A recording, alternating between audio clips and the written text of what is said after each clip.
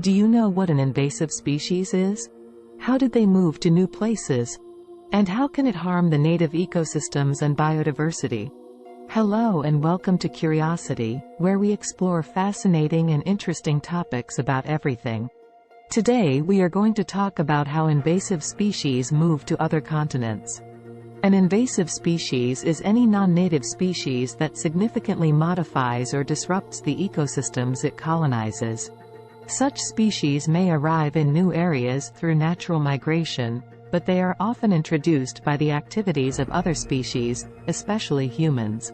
Human activities, such as global commerce, tourism, and the pet trade are considered to be the most common ways invasive plants, animals, microbes, and other organisms are transported to new habitats. But how can these invasive species move to other continents? And what are the consequences of such movement? These are some of the questions that we will try to answer in this episode, based on recent studies and articles. One way that invasive species can move to other continents is through atmospheric transport. For example, some plants can produce seeds that are carried by wind currents across long distances. One such plant is the common dandelion, which is native to Europe but has spread to North America, Australia, and other regions. Another example is the Sahara mustard, which is native to North Africa but has invaded the deserts of North America, displacing native plants and altering fire regimes. Another way that invasive species can move to other continents is through aquatic transport. For instance, some aquatic animals can attach themselves to ships or hide in ballast water and be transported across oceans. One such animal is the zebra mussel, which is native to Eastern Europe and Western Russia but has invaded Western Europe and North America, clogging water pipes, damaging infrastructure, and outcompeting native mussels. Another example is the lionfish, which is native to the Indo-Pacific region but has invaded the Atlantic Ocean and the Caribbean Sea, preying on native fish and disrupting coral reef ecosystems. A third way that invasive species can move to other continents is through human-mediated transport. For example, some animals and plants can be intentionally or unintentionally introduced by humans as pets, food, ornamental plants, biological control agents, or research specimens.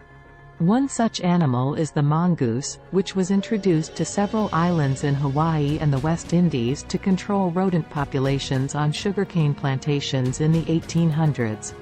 However, mongooses also ate native birds, reptiles, fruits, and other species, causing ecological damage and extinctions.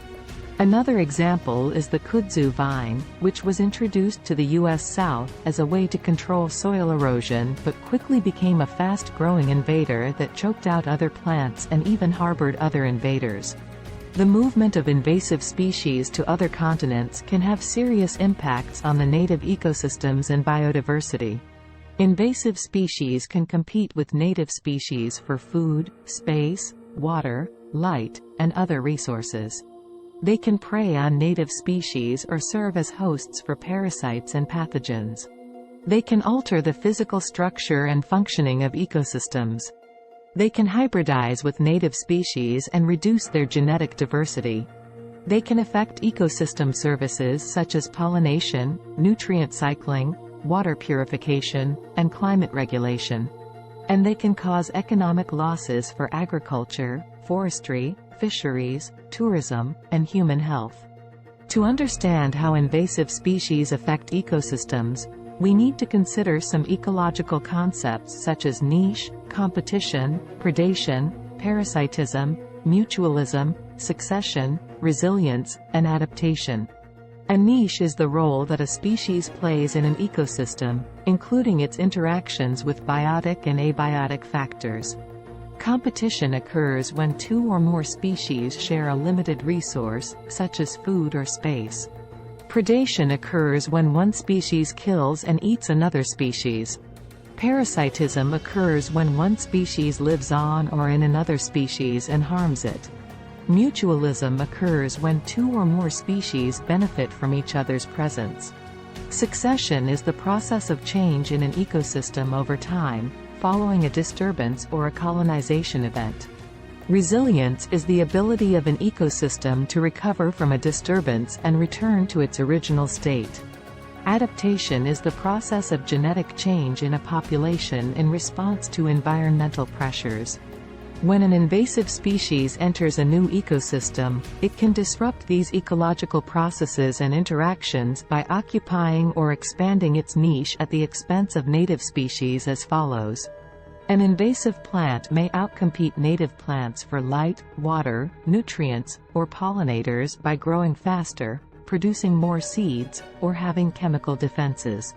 An invasive animal may prey on native animals or reduce their food supply by eating their plants or prey.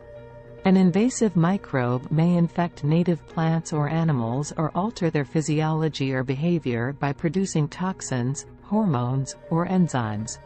An invasive species may interfere with mutualistic relationships between native species by displacing one of the partners or exploiting the benefits without providing any service. An invasive species may alter the succession patterns of an ecosystem by preventing the establishment or growth of native species or by facilitating the invasion of other non-native species.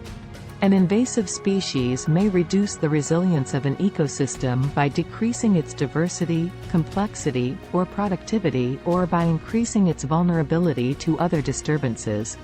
An invasive species may trigger or hinder the adaptation of native species by imposing new selective pressures or by reducing their genetic variation.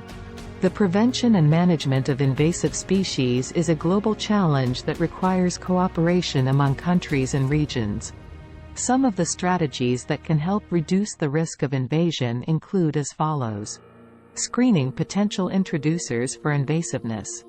Regulating international trade and transport of organisms. Inspecting goods and vehicles for hitchhikers. Educating the public about the dangers of releasing pets or plants into the wild. Eradicating or controlling established invaders. Restoring native habitats and monitoring ecosystems for early detection of invaders. That's all for today's episode. Thank you for watching Curiosity.